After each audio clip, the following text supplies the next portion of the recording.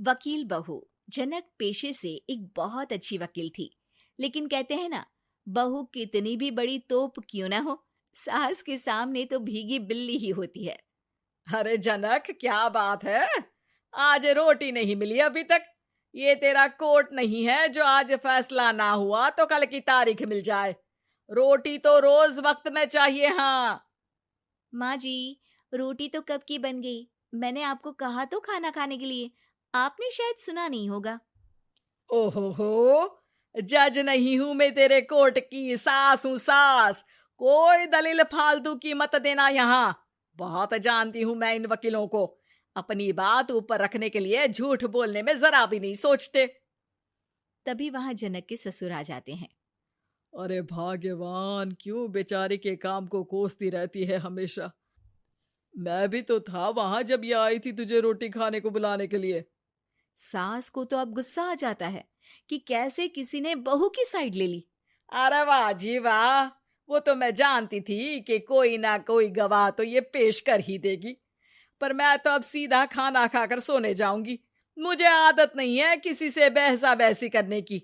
पता नहीं कैसे ये वकील इतना दिमाग लगाकर खुद तो झूठ बोलते ही हैं, साथ में झूठे गवाह भी ले आते हैं। जनक को सास के ताने सुनने की अब आदत सी पड़ जाती है। एक दिन जनक वकील की ड्रेस पर काला कोट पहनकर कोर्ट के लिए निकल ही रही होती है कि अरे कहाँ चली काला कौवा बनकर? टोक दिया ना। अब कोर्ट तो वकील वाली ड्रेस पहनकर ही जाऊंगी ना। वाह भाई वाह, दामिनी तो मैंने भी देखी है। सन्नी पाजी ने ऐसा ही कोट पहना था और कहा था कि तारीख पर तारीख, तारीख पर तारीख। मतलब कि कोई बात करनी है तो बोलिए, वरना वक्त नहीं है मेरे पास खराब करने के लिए। अरे पता नहीं तुझ में क्या देखा मेरे बेटे ने, सारा दिन वकीलों वाली बहस करती है, भोली भाली सास के साथ। अच्छा सुन, जो इतनी बहस मेरे आगे करती है ना, जरा अपने बॉस से कर ले, जो 1 साल भी ना हुए तेरी शादी को और काले कपड़े पहना दिए।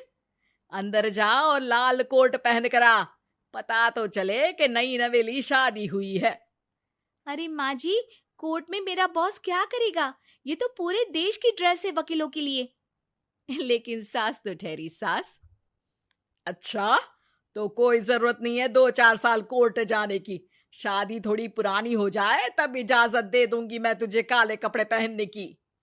अब क्या था, मन मारकर जनक को लाल रंग का कोट पहनकर कोर्ट जाना पड़ता है। उसके जाने के बाद आहा, बढ़िया, ये पूरे देश की ड्रेस की बात करने वाली। अरे पहना दिया ना लाल कोट। अब सास आए दिन या तो जनक को उसके काम का ताना देती, या फिर उसका काम छुड़वा देने की धमकी। तंग आकर एक दिन जनक पति से कहती है, मैं सोच रही हूँ कि कोर्ट जाना बंद ही कर दूं। अरे क्यों यार, इतना अच्छा करियर है, क्यों छोड़ने की सोच रही हो? अरे लाल रंग का कोट पहनकर जाना पड़ता है। हर बात पर सास ताना देती है कि वकील तेज होते हैं, सवाल जवाब करते हैं, झूठी दलीलें देते हैं। अरे तो ठीक है ना, वो जो कहती है अपनी समझ से कहती है, लेकिन तुमको तो पता है ना कि सच्चाई क्या है। जनक को पति की बात से हौसला मिलता है कि तभी घर पर कुछ लोग आ जाते हैं। अरे आइए पंच साहब, कैसे आना हुआ?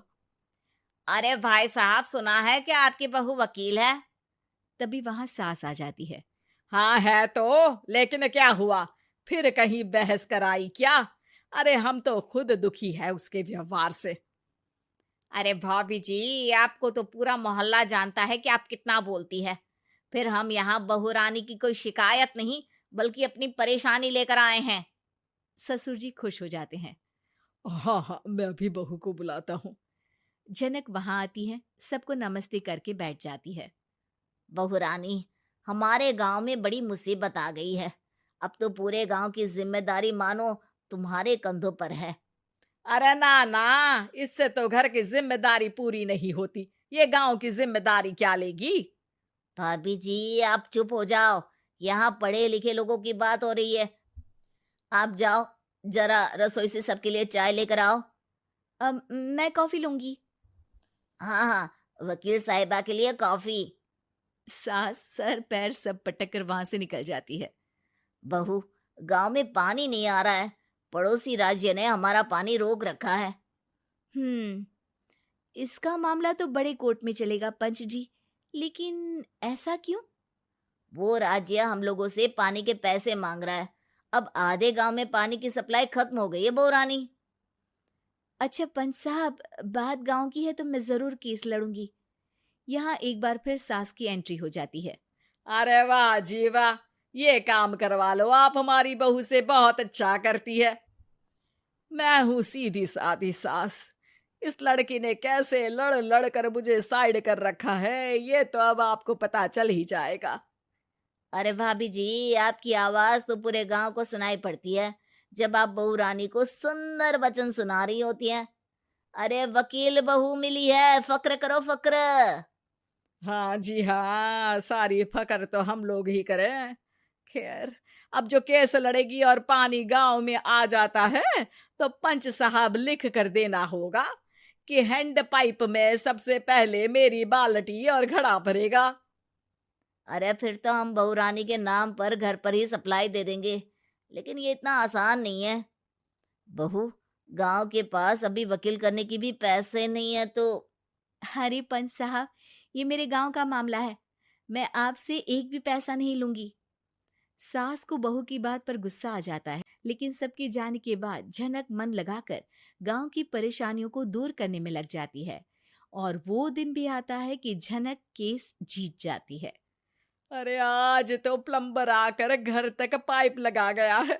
खुश हो जाओ, मेरे कारण तुम लोगों को घर के अंदर ही